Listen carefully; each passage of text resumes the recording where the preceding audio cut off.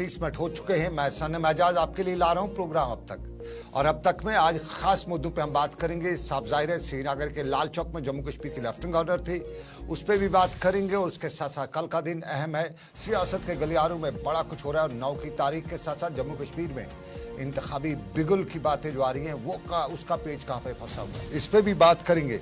और फिर हम बात करेंगे कश्मीर में आखिर इस सोसाइटी को, इस मुआशरे को क्या हुआ है। श्रीनगर के एयरपोर्ट की जो सूरत आज देखने को मिली, एयरपोर्ट पे जो देखने को मिला, जो पकड़ा गया, उसके बाद हम कह सकते हैं कि मुआशरे में अभी और भी पड़ाव है, उन पड़ावों से गुजरना पड़ेगा, तब का जाके हम किसी डेवलप्ड मुआशरे की बात कर सकते हैं। लेकिन सबसे पहले आज के प्रोग्राम की शुरुआत श्रीनगर के लाल चौक के इलाके से। लाल चौक के नजदीक इलाके में जम्मू कश्मीर में जो भारत संकल्प यात्रा हो रही है, इसमें तकरीब का एहतमाम श्रीनगर के लाल चौक में हो रहा था। और लाल चौक के नजदीक इस तकरीब में जम्मू कश्मीर के लेफ्टिनेंट गवर्नर मनोज सिन्हा, जम्मू कश्मीर के एडमिनिस्ट्रेशन का आला अहदेदार, जिनमें आर के भदौरिया जो डिवीजनल कमिश्नर कश्मीर हैं, आईजीपी कश्मीर हैं, श्रीनगर के जिला तरक्काती कमिश्नर, श्रीनगर म्युनिसिपल कॉर्पोरेशन के कमिश्नर और सरकार के सरबराहान जो इदारों के हैं, उनके साथ साथ जिला इंतजामिया, मुकामी लोगों की अच्छी खासी तादाद थी। और जब मनोज सिन्हा ने यहाँ पे लोगों की तादाद देखी तो साफ जाहिर है उनको बताना था, और उन्होंने बताया। और बताते बताते ये तक बता गया, बिजली की बात ऐसी कर डाली कि उसके साथ साथ उन्होंने जमीनी सतह पर तब्दीलियों की भी बात कर डाली। मनोज सिन्हा ने बताया कि 10 साल जो मुल्क में बीजेपी की सरकार के हुए हैं, उस पे जमीनी सतह पे बड़ी तब्दीलियां देखने को मिल रही हैं। लेकिन जम्मू कश्मीर में 5 अगस्त 2019 के बाद तामीर और तरक्की का, अवामी मुश्किलात का ज़ाला करने का, बुनियादी ढांचा क़याम में अमल लाने का एक नया ही ख्वाब देख रहे हैं हम। उस ख्वाब को पूरा करने के लिए हम हर मुमकिन कोशिश करें। और जम्मू कश्मीर की सरकार को पिछले 4 सालों के दौरान इंतजामिया बेहतर से बेहतर सहूलियात फराहम करने के लिए हर शोबे में इनकलाबी नौयत के इकदाम उठा रही है, ये मनोज सिन्हा ने बताया। और जब से मनोज सिन्हा ने बात की तो स्मार्ट सिटी के प्रोजेक्ट की बात भी की, दूसरी सरकारों स्कीमों की बात करते हुए बताया कि हर मुमकिन इकदाम उठाए गए हैं। और जिस तरह से विकसित भारत संकल्प मुहिम में लोगों ने हिस्सा लिया है, वो इस बात की अमाजी है कि जमीनी सतह पर तब्दीलियां आ चुकी हैं। और उन्होंने ये भी कहा कि हम ये दावा तो नहीं करते कि सब कुछ बेहतर किया है, ताहम हालात और लोगों की राय इस बात की गवाह है कि कुछ तो हो रहा है, कुछ तो हुआ है जिससे लोगों को राहत मिली है।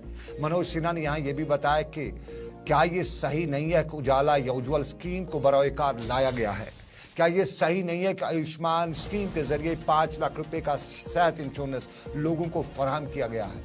और जो लोग हजारों क्या लाखों रुपए का इलाज सरकारी और प्राइवेट अस्पतालों में इलाज पर खर्च करते थे, क्या अब वो बिना पैसे के इलाज नहीं हो पा रहा है? ये सवाल मनोज सिन्हा ने आवाम से भी पूछे। और ये भी बता डाला कि क्या ये सही नहीं है कि हमने सरकार की जमीन लोगों को रिहायशी मकान तामीर करने के लिए दी, और मुल्क में 4 करोड़ लोगों को ऐसे घर जो है वो वज़ीर-ए-आज़म ने बना कर दिए हैं। और घर की बात करते करते उन्होंने ये भी बता डाला कि 13 करोड़ 50 लाख लोगों को नौकरी गरीबी की सतह से निकाल कर वाज़ेह तौर पर जिंदगी गुजारने की रास्ता भी फराहम किया गया है। और मनोज सिन्हा ने बताया कि इससे और क्या राहत दे सकती है सरकार।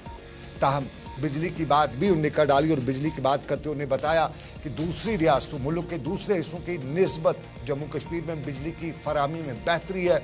और मैं आज खुद डिवीजनों और सब डिवीजनों की कारकर्दगी का मुआयना करता हूँ।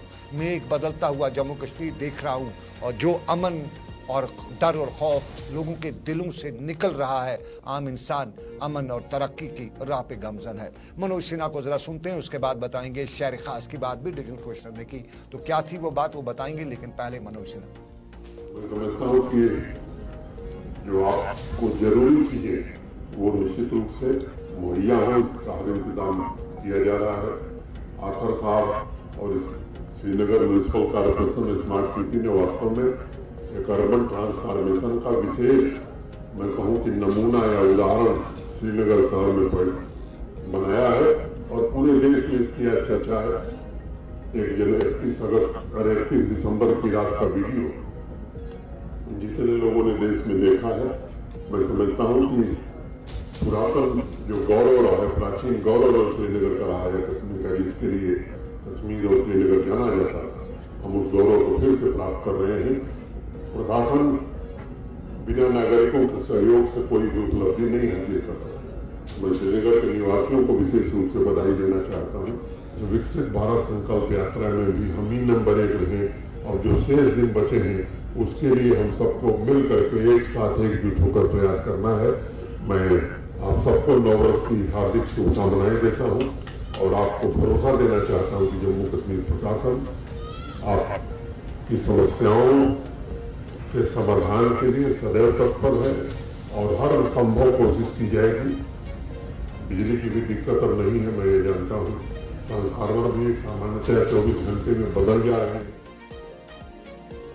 मैं ये विश्वास दिलाता हूं कि हर समस्या का समाधान कराया जाएगा, ये मनोज सिन्हा बता रहे थे। लेकिन यहाँ पे डिविजनल कमिश्नर कश्मीर विजय भदौरी भी थे और विजय भदौरी ने अपनी तकरीर के बाद जब बात मीडिया से की तो शहर खास की भी बात कर डाली और बताया कि इंतजामिया शहर खास की शानी रफ्ता को बहाल करने के लिए बड़े पैमाने पर काम कर रही है। उन्होंने बताया कि हवा कदल का ब्रिज लोगों की तफरी के लिए एक अब जगह बन चुका है जहां लोग शाम को जमा होकर लुत्फअंदोज हो रहे हैं। डिविजनल कमिश्नर कश्मीर ने बताया कि जब हम G20 इजलास के दौरान स्मार्ट सिटी की तैयारियां कर रहे थे तो कुछ लोग कहते थे कि शहर खास को नजरअंदाज किया जा रहा है। ताहम इंतजामिया शहर खास की शान रफ्ता को बहाल करने के लिए हर मुमकिन काम कर रही है और उन्होंने CEO स्मार्ट सिटी श्रीनगर अतर आमिर की क़यादत में भी बताते हुए बताया कि स्मार्ट सिटी प्रोजेक्ट के तहत श्रीनगर में अच्छा काम अंजाम दिया गया है। हवा कदल का पुल लोगों की तफरी के लिए जगह बना है, शाम को जमा होकर लोग लुत्फअंदोज होते हैं और श्रीनगर में तमाम प्रोजेक्टों पर काम तेजी से हो रहा है। कमरवारी पुल की भी आज उन्होंने बात की और ये भी बताया कि अगले सेशन तक कमरवारी का पुल मुकम्मल हो जाएगा। ये डिविजनल कमिश्नर कश्मीर ने बताया। और अब जरा सियासत की बात करते हैं। सियासत में कल का दिन, परसों का दिन, ये हफ्ता बड़ा अहम है, लेकिन कल की बात नहीं, अभी फिलहाल आज की बात करते हैं। कल की बात कुछ लम्हे बात करेंगे और आज की बात कांग्रेस के बड़े लोग भारत सिंह सोलंकी आज जम्मू कश्मीर के 2 दिन के दौरे पे कश्मीर पहुंचे और कश्मीर पहुंचते ही उनका इस्तेकबाल जो है बानिहाल में एक बड़ी अवामी रैली के तौर पे किया गया और कांग्रेस की जानिब से जम्मू कश्मीर के लिए जो मुंतखब या मुकर्रर भारत सिंह सोलंकी हैं, उनने जब इस इज्तिमा को देखा तो साफ जाहिर है उनके चेहरे पे जो मुस्कान थी, जो झलक चेहरे की थी, वो साफ बता रही थी कि कहीं न कहीं उन्हें इम्प्रेस करने के लिए उन्हें सही तौर पे कांग्रेस कारकुनान ने खूब काम किया है। और जब बात यहाँ से आगे बढ़ती गई तो उन्होंने जम्मू कश्मीर के हवाले से भी बात की और बात करते करते ये तक बता डाला कि कांग्रेस जो है वो जम्मू कश्मीर में भी एक नए इनकलाब की शुरुआत कर चुकी है और इस इंतखाबात जो आने वाले हैं इसके बाद तो जम्मू कश्मीर का मुस्तकबल कांग्रेस रोशन करके रहेगी। 370 पर भी उसने बात की और 370 के साथ साथ जम्मू कश्मीर के बाकी मामलात पर भी उन्होंने बात की। जरा उनको सुनते हैं और उसके बाद आपको बताएंगे कि और भी गम है सियासत के सिवा कश्मीर में। कल हम जम्मू में थे, बड़ी भारी संख्या में लोग आए। कांग्रेस नेतृत्व सोनिया गांधी, मल्लिकार्जुन खड़गे जी और राहुल जी के प्रति अपना प्यार जताया और जिस तरह से राहुल जी ने भारत जोड़ो यात्रा में कश्मीर जम्मू पधारे, बड़ा खुशी का माहौल रहा और नफरत छोड़ो भारत जोड़ो की बात जो उन्होंने कही तो कश्मीर और जम्मू की जनता ने पूरा रिस्पॉन्स दिया। लोग खुल के निकले, बाहर आए, बड़ा प्यार दिया, आशीर्वाद दिया उनको। आज हम यहाँ बनिहाल आए हैं, अनंतनाग जा रहे हैं और आपने देखा कि कितना प्यारा माहौल है। हमारे वकार साहब के लिए प्यार है, कांग्रेस के लिए प्यार है और आने वाले समय भारत सिंह सोलंकी कांग्रेस के नव मुंतखब जम्मू कश्मीर के एडवाइजर या कश्मीर के इंचार्ज।